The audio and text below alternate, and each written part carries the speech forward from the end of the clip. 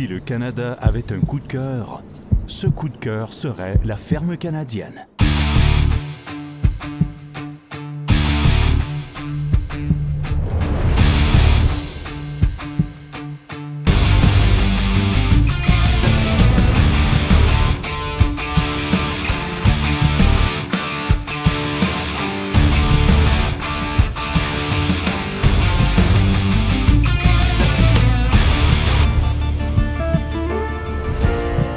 Depuis plus de 150 ans, les agriculteurs canadiens ont fait face aux conditions les plus difficiles en les prenant de front, avec un objectif en tête, mettre de la nourriture sur votre table. Well, obviously, the farm is kind of a celebration of the hard work of our family. So, as many farms are, they're kind of a staple of family unity, family work. This farm's been in our family for about 4 generations, since the 1800s. So we've focused on orchard and asparagus. So we grow apples, tart cherries, and some pears. I enjoy being part of a business that impacts so many different families and really helps improve the quality of life for people. My parents and I, well, we purchased the farm in 1990, but personally been doing it for almost about 20 years on my own. It sure is fun getting up in the morning and having something that's actually contributing. Horticulture is a quarter of agriculture in Canada. And it's what you actually go to the grocery store and pick that apple, pick that cherry. Healthy eating is a hot topic these days, so it just seems like we're involved in an industry that's really in the hip and the now. We have a microclimate in Canada that we can grow almost all the different types of fruit and vegetables that we need. C'est un travail difficile, labourer, planter, élaguer et récolter, travailler la terre, et en faisant le pari que les dieux de la météo seront de notre bord. Efficiency is absolutely critical. Attention to detail is absolutely critical. And to try and hire enough local people, we know isn't possible. There's a huge labor gap, especially in horticulture across the country. Most people don't understand agriculture as a whole. I don't think they understand how much work goes into production. A lot of it's physical labor, so it is a lot of us picking, packaging, like we package all of our cucumbers by hand. The days are possibly gone of lots of people realizing the benefits of working outside, getting some fresh air, using their muscles. The reality is that lots of local people, they don't want to work in the farm because everybody looking for other jobs, inside, indoor jobs, right? En sachant que le bassin d'emploi ici au Québec, Canada, on n'a pas de gens, c'est plate à dire, compétents pour faire la tâche. Des gens qui sont prêts à travailler de très très longues heures dans des conditions chaudes pour faire un ouvrage qui est essentiel pour la production agricole. We used to hire a lot of local teenagers. They simply weren't interested in working the long hours outside in the sun. They wanted, short 3-hour days and just 3 days a week, and then they were on vacation for the 3 weeks that strawberries were ready. So it just was really hard to schedule and manage all of that.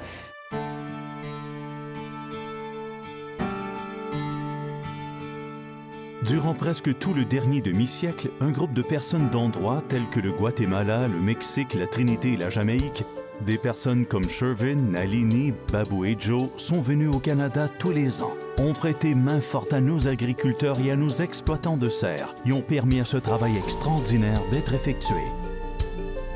Et nous leur avons ouvert nos cœurs. C'est comme ça que les choses se passent au Canada.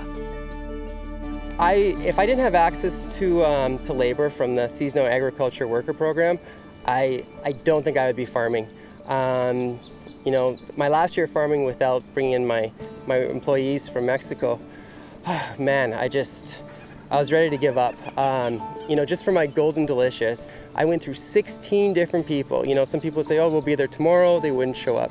Other people would show up, but they would just be, dropping the apples like crazy, turning them into juice.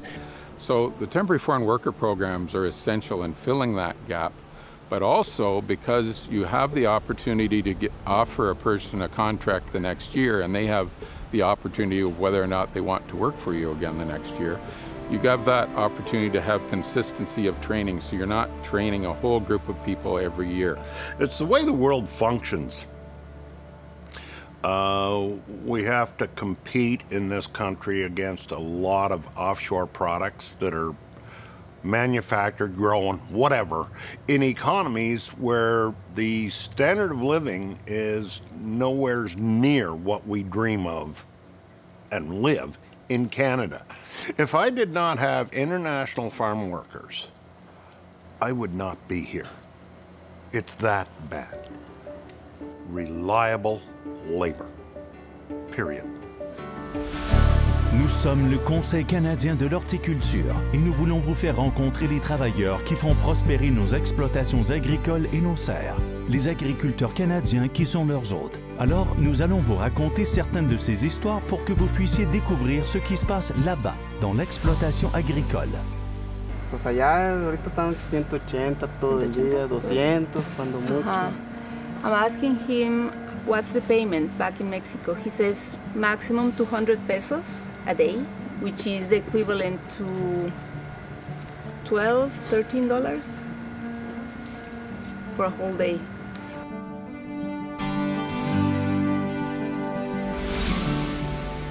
I started this program from 1988, and it take care of my family, my children to school. When I started it, I didn't know that I would be on it so long, but I started at a young age, and I grew on it. I have that love for this program.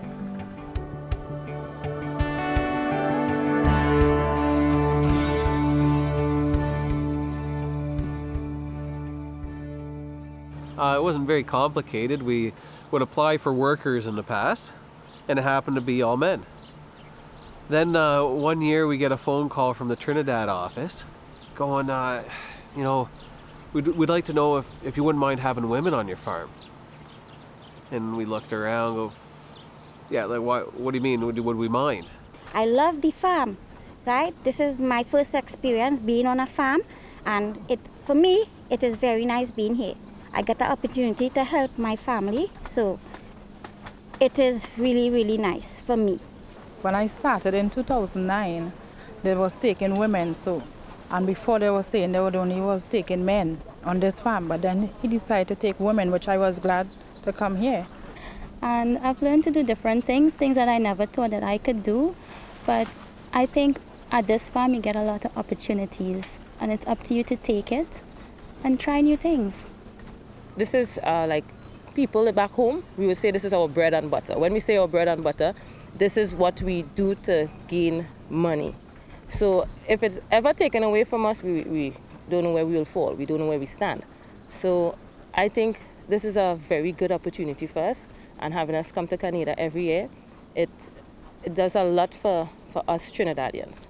And it's not all about working, because I did some courses too, like first aid, to be on the field out here in case of somebody getting injured. I can assist. I got a certificate in it. And I learned to drive the bus. I also trained to drive forklift. I think I have to prove myself to myself first. Yeah, that I could do it. And then my employers would see that I could do it. Working here, working in Jamaica, the difference is like the money. That is a huge difference, right? So when you have $1 a year, you have $97 back home in Jamaica. So when you have $1,000 here, it's $97,000 back home. So that make a big difference, right? Like that is like, it's like when people from Nova Scotia go to Alberta, like they leave here, go to Alberta and make big money. Same with the guys from Jamaica. So it's like this awesome opportunity for them to make a bunch of money. It's a better standard of living overall. Acabé mi casa, hice una sala con mármol, forré mi baño de mármol, compré una sala, un refrigerador y pues le hice sus sueños a mi hija, ¿no? Unos 15 años que ella tanto quería, y gracias a Dios, pues ya trabajo de Canadá, pues le hice su sueño a mi hija. Thanks to this job here in Canada, he finished his house, and he gave his daughter her dream, which was to have his big party of 15 years old. That's like a dream for every 15-year-old girl. And many fathers start saving for that since they are babies, since the daughters are babies. On our team here, his name is Bobby. And his wife had called him earlier that week saying that the textbook bill had come in, and it was quite extravagant. It was going to be like 40,000 Jamaican dollars. She texted me for the cost for the book list. Yeah, and it's way more than I've expected. Big bill. But he was so thankful to say that he told her to go ahead and write the check and pay the bill because he has a job here in Canada that he could support his family back in Jamaica so they could do their post-secondary education and carry on. The program here just make it simple. Yeah, I just thank God for this program that I could be able to pay his school fee off, pay his book list off, and have everything under control. Yeah. C'est leur ouvrage qui vivent au Guatemala. On a des ouvriers guatémaltèques ici. Ils sont des producteurs agricoles au Guatemala. Ils savent qu'est-ce que ça prend, qu'est-ce que c'est, puis ils ont une passion pour la production aussi. This is agriculture. Food production doesn't have the margins enough to pay a lot of money. But for Mexican workers, I know that the impact of this money is a lot. It's big for their lives. Their kids go to good schools, their kids will have opportunities, they will have small businesses, they will have better lives. And I can testify that every 2 weeks when they get paid, they go to send the money, and that goes to the wife, that goes to build the house, that goes to the expenses, or maybe to have some chicken, some pigs, whatever they need to do there, with the help of their families in Mexico. Bueno, la verdad nosotros venimos a trabajar aquí por la misma necesidad que en Guatemala no es posible para poder alimentar a un hijo, donarle una educación, donarle un vestimenta, alimentos. Es muy difícil. La oportunidad que tenemos aquí en Canadá es muy grande. Ahora los pequeños bebés son mucho más alegres. Ellos felices con un pequeño regalo, una casa mucho mejor. Ellos, de verdad, es aunque un poco triste cuando uno partir, pero realmente al regresar ellos se sienten mucho más felices porque sí se sabe que realmente la necesidad que viene a cubrir uno aquí sí vale la pena. Peu de Canadiens savent qu'il y a un cheminement de carrière pour les travailleurs agricoles internationaux. Tout comme dans les autres industries, les travailleurs acharnés qui ont des compétences et font preuve d'initiative et de leadership passent de cueilleurs à chefs d'équipe et à superviseurs. Plusieurs d'entre eux sont venus avec leur famille et s'installent ici. Certains ont même acheté des propriétés ici pour commencer une nouvelle vie comme agriculteurs canadiens. I started the program in 2009. I started out in the greenhouse as we all came here to do. I remember the greenhouse supervisor, he said to me, you know what, Sherv, I'm not going to send you to work in the warehouse ever, because if I send you to the warehouse, they are not going to send you back over here. So he made the awesome mistake of sending me to the warehouse, and the rest is history. I started out as a packer there, and I gradually climbed up the chain. Now I'm the warehouse manager. Shervin is here. He's here alongside with his wife Monique, who goes to school here, and he really has embraced our culture in itself. And Shervin, this is where he'll start a family.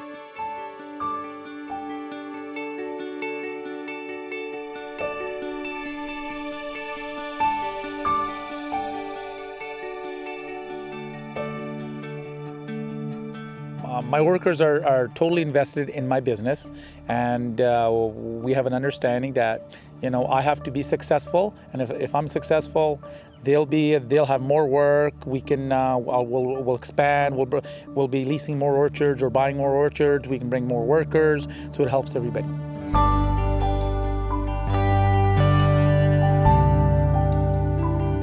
The program is very regimented by the government in terms of what we have to do and how we have to do and what we have to report, and we have all kinds of regulations built around worker safety and employment standards and so on. It's reviewed every year by both the employers and the employees, so it is collective bargaining on issues of what's provided to workers at the workplace and how workers are treated. So a lot of thought and energies got into that from the Canadian government, from the foreign governments, and from the employers. So it's really, the onus is on the employer to respect that and to cooperate with the rules, and everything will go good for you. Right now I have around, I think, about 60 worker from the program. And every year that it's growth. Every year we get more and more. So what we get from Jamaica are some really great, I call them highly skilled farm workers. They are professional farmers. There's a lot of goodwill from people in the community who understand the value of this program to the community. And local business leaders definitely know what the economic impact is of this. Because for every $10 that I spend on a worker's wage, it has a ripple of effect of about $30 in the local economy. And there have been studies on that to verify that. The economic spin-off that Leamington enjoys from the migrant workers being here is substantial. Our guesstimate is more along the $18 million a year in economic input into this community, just from their shopping habits that they have. So when you look at the greenhouse industry as a whole, even our field farmers where these migrant workers are working, it's more than just the greenhouse industry. It's all the spin-off industry that's really hard to put your fingers on, but it's in the millions. So it's been very good for our municipality. The spin-off to employment, whether it's the trucking companies, the packaging firms, a greenhouse operation employs so many people outside of the temporary foreign workers that it's huge in this community, for sure. Yeah, we have guys that have come to us since we started, now since 2010, every year, and a lot of times at the end of the day you go out and you talk to them, and then 5 years ago we started a baseball league in Leamington, and I did it just because I wanted to get to know them a little bit more, just than always me as an employer and them as an employee. And that's why we went out on a Sunday afternoon and they had nothing to do, and we got a couple teams together and started playing baseball. So.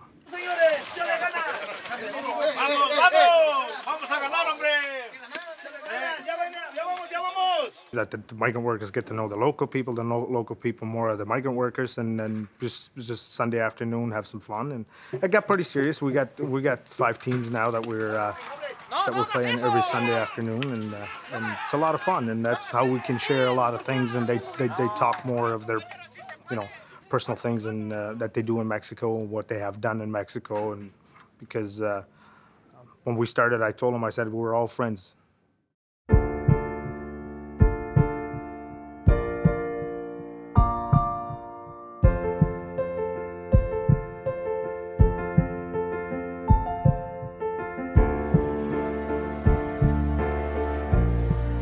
We communicate via Wi-Fi pretty much every day. And, I talk to my wife every day, and that's, with the telephone. My daughter, my grandson, I video chat my grandson 3 or 4 times a week. We have Wi-Fi, we can talk back to our Wi-Fi in the bank. And can see my family, see my little kids running up and down and say, Daddy, when you coming back? And say, Daddy, remember you bring that thing for me, Que haya una comunicación constante, ¿no? Tanto con la mujer, con los hijos. Por la cosita más mínima que sea, hazle sentir que tú estás ahí. Que tú estás ahí para ellos, ¿no? Tanto para la mujer como para tu hijo. Cualquier duda que tengan, te la puedan preguntar, sientan la confianza. No porque estamos a miles de kilomètres, non?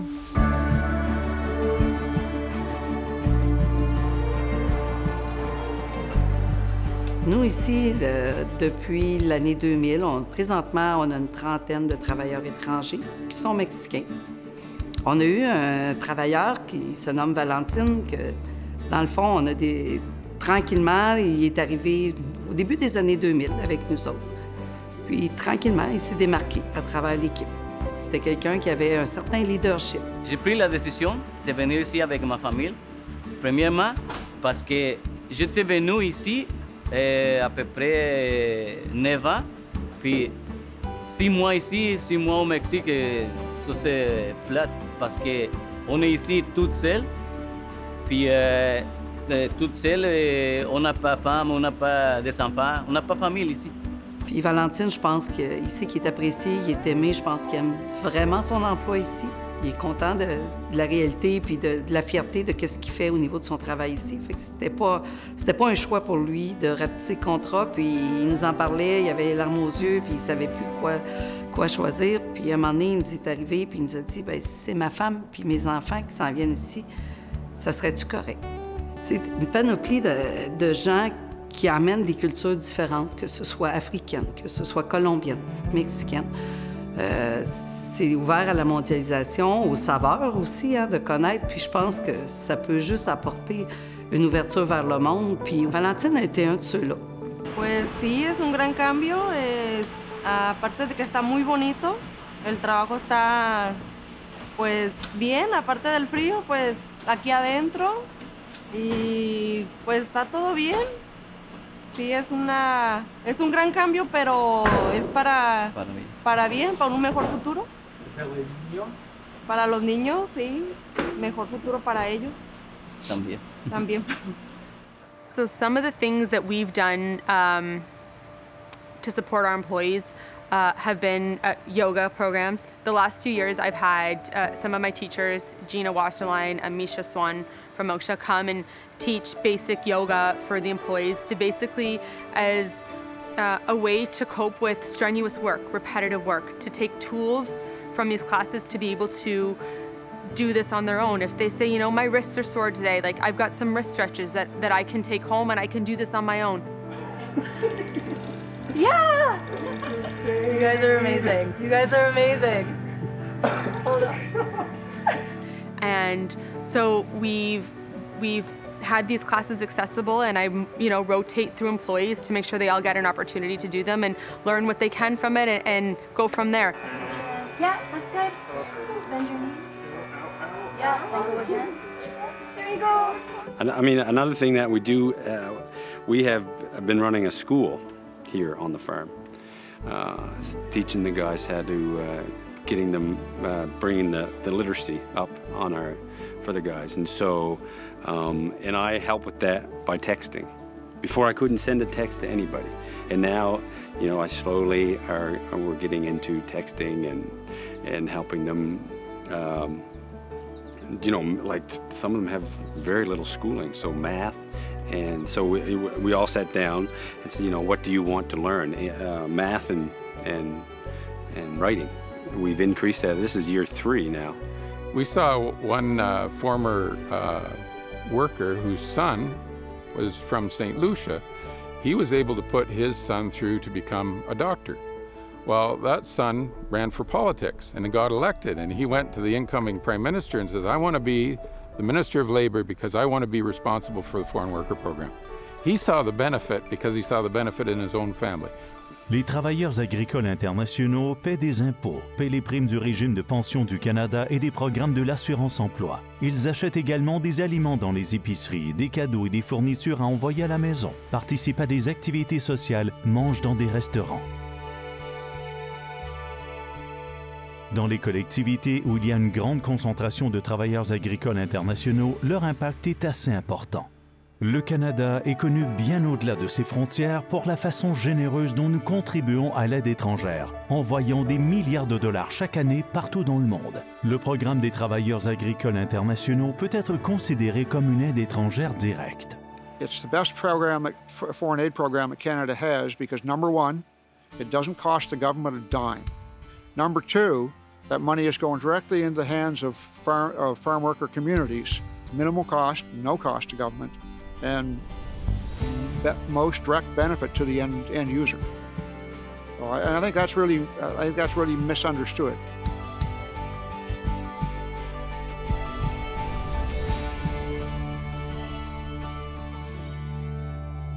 Every time I make a paycheck here, I know that because of the number of people those workers are supporting, I'm supporting 8.5 people back in Jamaica. Well, when I leave Jamaica and come here on this farm to work, it's more better for you. It's more better for us. in Canada because you earn money to take care of your family. He's got 11 children back home. He has 3 sets of twins. His wife had developed brain cancer when the last set of twins were 2 years old, and she died. He lost his house. The arrangement he had, he didn't have anything on paper to say that that was his, and so he lost where he was living, and he's starting all over again.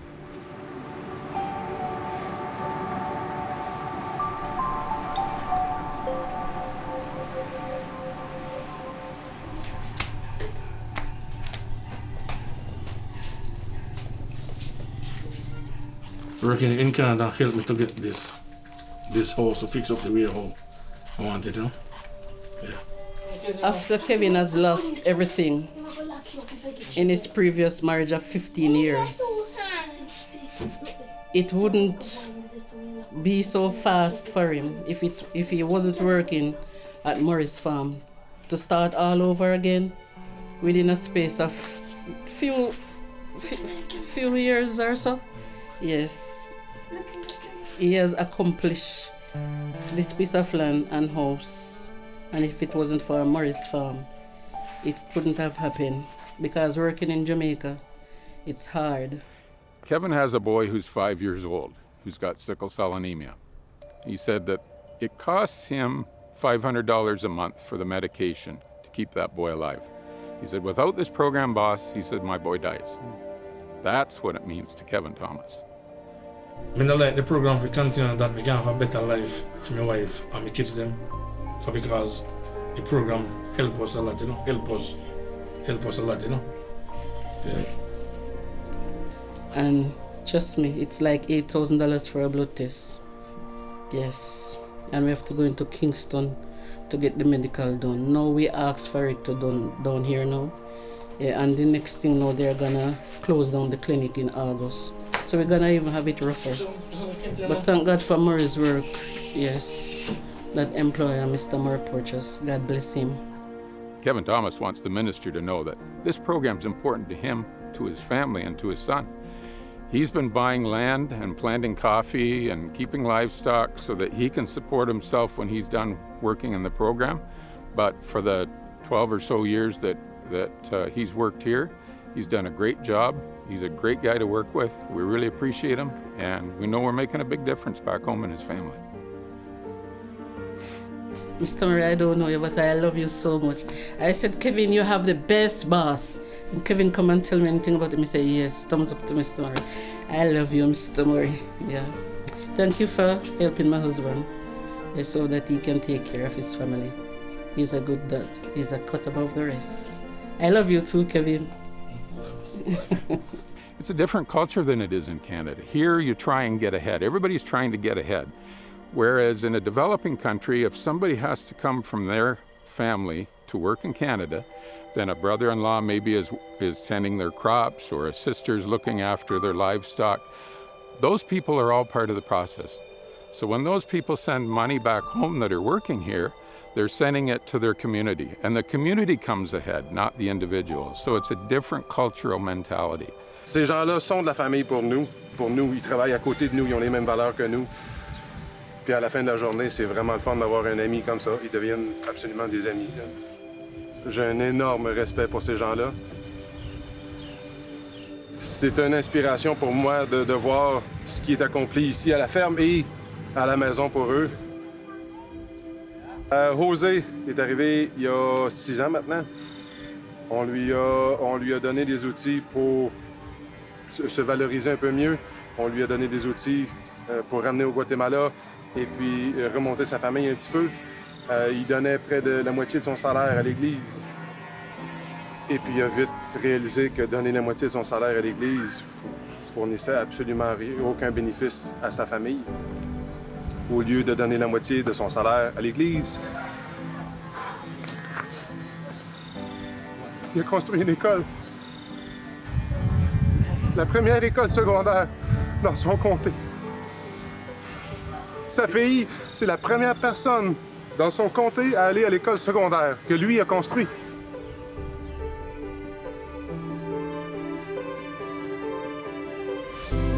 these people are better than I am. They have struggled in where they come from. They have not got the better things of life, and they have left their families, which is huge sacrifice to come here and help our industry in Canada. These people are treated well. They want to be here, and they help our economy thrive and move into the future. On a personal level, I mean, I'm a people person. Josh coming like, he don't come like a boss, he come like a brother with us, right? Because even when Josh come to Jamaica, he don't go to a hotel, he come to our house. Who don't have a vehicle, he take cab with us. Josh, we just respect Josh. These guys, you know, we've been working together for 14 years, and now I've traveled down there this year. Hopefully, I go. Will be year number 5. So, like every time I go to everyone's house. You know, I know their neighbors, I know their brothers, I know their cousins, I know their, you know. So, I'm invested quite heavily in their personal lives, and so they mean a lot to me. This is human. Like, we're all humans, right? First of all. Right? We gotta take care of each other, you know. Doesn't matter how much money you have, it's not go with you. Well, one of the best things for me, like every year I come here, I learn something more, right? And coming here on the farm, I like me to a lot of stuff that I want to dream of. Since I come here, I learn a lot. We argue about who is benefiting the most out of the relationship. And so, yeah, they mean a lot to me personally, for sure, because they're friends, and I mean they're like they're family. This program is a life changer for a lot of people, not just in the Caribbean. I know if I can say if you were talking to a Mexican, they could say the same thing also. There's so much opportunity for these guys to make something of themselves. They can do things that they wouldn't normally be able to do for their families. We are grateful for the opportunity. When you come into a country as a stranger and are treated the way that we are treated, you know, you honestly don't have a lot to. There's no negatives, in other words, so there's not a lot to add or to take away from that other than to say thanks for having us here and for giving us the opportunity, you know, to do the things that we've done. À la fin de la journée, alors que l'exploitation agricole réduit ses activités et que les serres ferment pour la nuit, l'hôte et les travailleurs se racontent encore et encore des histoires au sujet de l'amitié grandissante, au sujet de la véritable loyauté, au sujet de la famille et de l'avenir, au sujet du coup de cœur qui est chaque jour de plus en plus fort sur l'exploitation agricole.